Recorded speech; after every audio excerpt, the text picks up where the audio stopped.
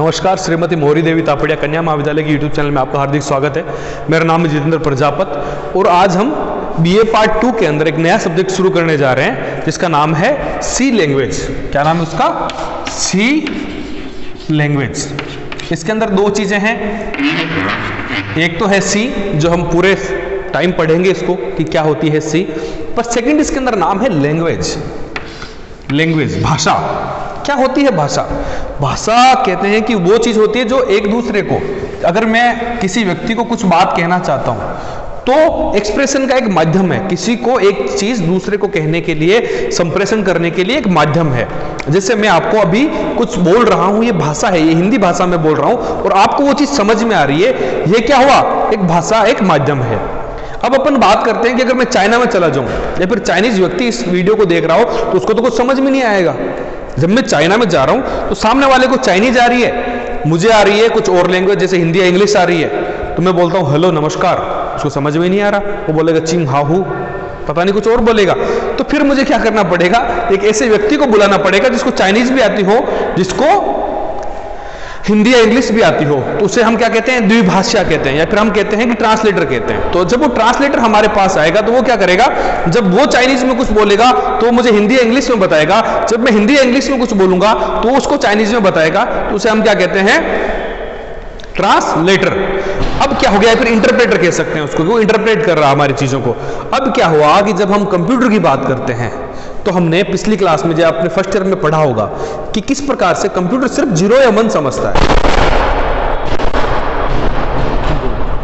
Computer क्या होता है? वो सिर्फ 0 या 1 समझता है। जब कंप्यूटर 0 या 1 समझता है तो हम जब उसके अंदर कुछ प्रोग्रामिंग करने जाएंगे तो अगर मैं 0-1 लिखना शुरू करूं तो सोचो,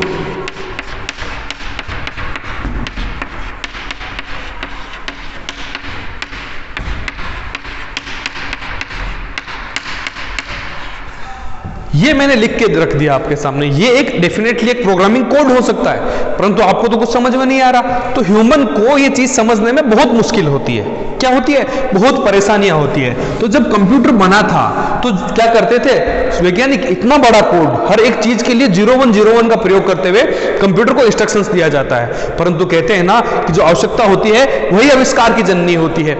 जो आवश्यकता पड़ी कि भाई बहुत परेशान हो जाते हैं, बहुत सारी गलतियां होती थी, एक 0 इधर का उधर हो गया, फिर एक इधर से उधर हो गया, तो बहुत सारी परेशानियां हो जाती थी, पूरा प्रोग्राम बदल जाता था। तब हमने क्या किया? हमने प्रोग्रामिंग भाषाओं का प्रयोग किया, हमने प्रोग्रामिंग भाषाओं का विकास शुरू किया। तो क्या होता है? जैसे मैं एक इंसान हूं, ये इंसान,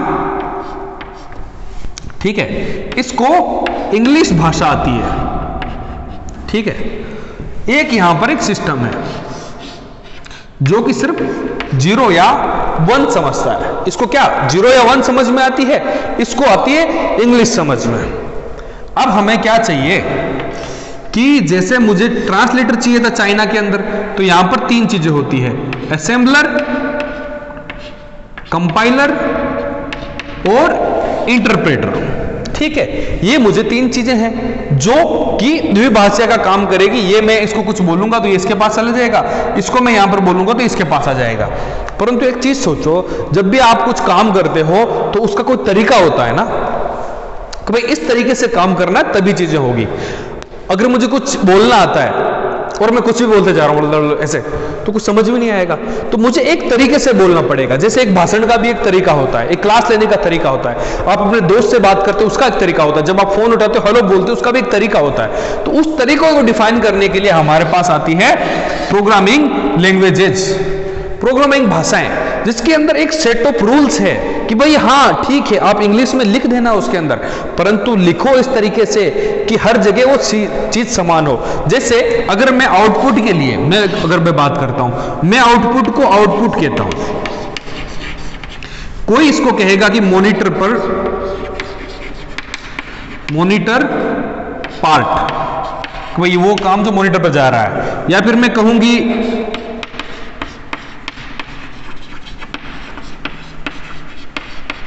डिस्प्ले एलिमेंट, या फिर मैं यूं कहूं कि रिजल्ट, कोई बोलेगा इसको कि इंफॉर्मेशन। तो इसके तो इतने सारे नाम हो गए।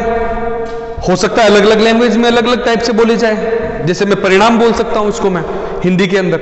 तो इतने ज्यादा नाम ना हो, हम चाहते हैं कि एक सेट ऑफ रूल्स बना दिए जाए, एक सेट ऑफ रूल्स बना दिए जाए। लोग जब आउटपुट यूज लेने वाले हों तो सिर्फ प्रिंट एफ का प्रयोग करें,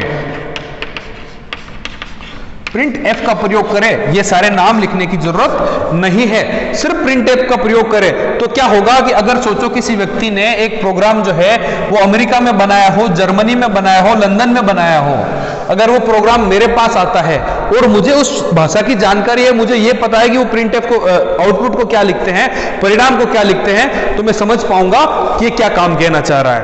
तो ठीक इसी प्रकार कुछ प्रोग्रामिंग लैंग्वेज होती है। आपके सिलेबस के अंदर है सी, या फिर आगे आपके C++ आने वाला है।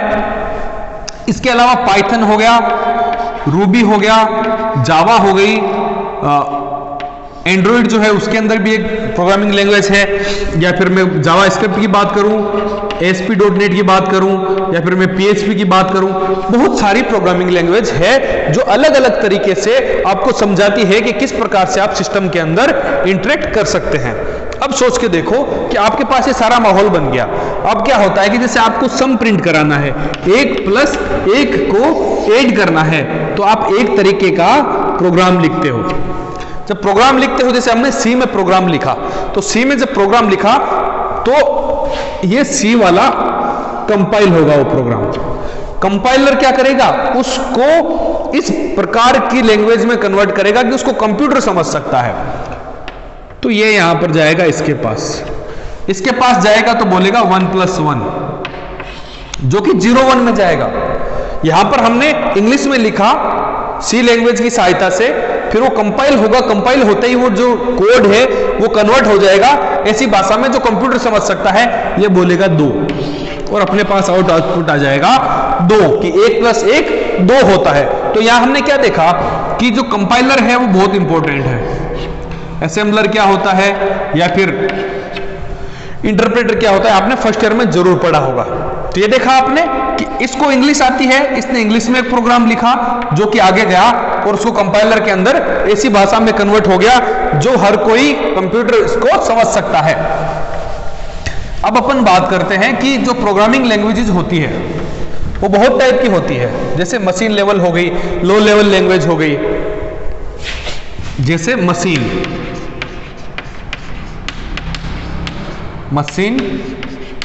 लेवल लैंग्वेज एक हो गई, लो लेवल, और एक हो गई आपकी हाई लेवल। मशीन लैंग्वेज में क्या होता है कि आप जो भी कोड लिखोगे वो 0 या 1 की सहायता से ही लिखोगे। उसके अंदर ऐसा नहीं होगा कि आप कोई कोड लिख रहे हो और इंग्लिश के अंदर कुछ लिख दो। नो, आपको सिर्फ 0 और 1 की सहायता से ही कोड लिखना पड़ेगा। उसके बाद आता है low level language. Low level language में हमने क्या किया, जैसे मुझे पता है कि मैं एड जो है उसका बहुत ज्यादा इस्तेमाल करता हूं, या फिर मैं एवरेज का इस्तेमाल बहुत ज्यादा करता हूं, या फिर मैं जिन जिन चीजों का ज्यादा इस्तेमाल करता हूं मैंने उनका एक कोड बना के रख लिया। ठीक है, जैसे मैंने एक छोटे छोटे उसके कोड बना दिए। जैसे मुझे जब जोड़ना हो किसी चीज को तो मैं ऐड का प्रयोग करूंगा। अब मुझे क्या करना था, लो लेवल लैंग्वेज में 1 0 ये किया, फिर यहां पर मैं छोटा सा एक कोड डाल रहा था जो कि अंग्रेजी भाषा में था, उसका मैं प्रयोग करते हुए इस प्रकार के प्रोग्राम बना पा रहा था। अब मुझे उतनी ज्यादा परेशानी नहीं थी, परंतु कम परेशानी थी। और अब हम जब बात करते हैं हाई लेवल लैंग्वेज की, तो मैं यहां पर 1 ऐड 2 या फिर 1+2 ये बहुत आराम से लिख पा रहा था। यहां पर जो सीधा जो उपयोग में कर रहा था वो हाई लेवल लैंग्वेज का प्रयोग कर रहा था, ऐसी लैंग्वेज कर रहा था जो इंसान को समझ में आ रही हो। ये आप देख रहे, इसका ये आपके 3 लेवल हो गए प्रोग्रामिंग के, जिनका प्रयोग करते हुए हमने अलग अलग प्रकार की चीजों को समझा। इसके बाद हम बात करेंगे कल से कि सी लैंग्वेज डेवलप कहां हुई, AT&T बेल लैबोरेटरी कहां पर है, अमेरिका के अंदर इसका कैसा है, किस प्रकार से ये काम होती है, इसकी विशेषताएं क्या होती है, सी प्रोग्राम जो होता है वो किस प्रकार का होता है, उसमें क्या क्या चीजें होती है, ये हम टेक्निकल चीजें शुरू की होगी। आई होप आपको जो बेसिक चीजें हैं कंप्यूटर एक लैंग्वेज की वो आपको समझ में आई होगी। कल से हम सी के बारे में और अधिक जानकारी लेना शुरू करेंगे। मैं आपसे आशा करता हूं कि जब कुछ दिनों बाद में, शायद 10-15 दिन या फिर 5 दिन के बाद में आपके जो प्रैक्टिकल्स हैं वो शुरू होने वाले हैं, तो उसके लिए आपको कॉलेज आना पड़ेगा। तो अभी तक आपको जो भी पढ़ाया गया है आप जरूर ढंग से पढ़ के आइएगा, ताकि आपसे जब भी कोई क्वेश्चन पूछा जाए तो उसका आप जवाब दे पाएं। आपको अभी आने वाले टाइम में आपकी फाइल भी प्रिपेयर करनी है, सी लैंग्वेज भी हम अपनी वहां पर लैब में तैयारी करेंगे, उसको पढ़ेंगे, समझेंगे और प्रोग्राम बना के देखेंगे। आई होप आपको ये सभी चीजें जो आज मैंने पढ़ाई प्रोग्रामिंग का जो बेसिक बताया आपको समझ में आई होगी। कोई प्रॉब्लम हो, कोई समस्या हो, आप मुझे कॉल मैसेज कर सकते हैं। बने रहे हैं हमारे साथ, अपने इस चैनल को लाइक करें, शेयर करें, सब्सक्राइब करें। अपने स्वास्थ्य का खूब ध्यान रखिएगा। धन्यवाद, टेक केयर।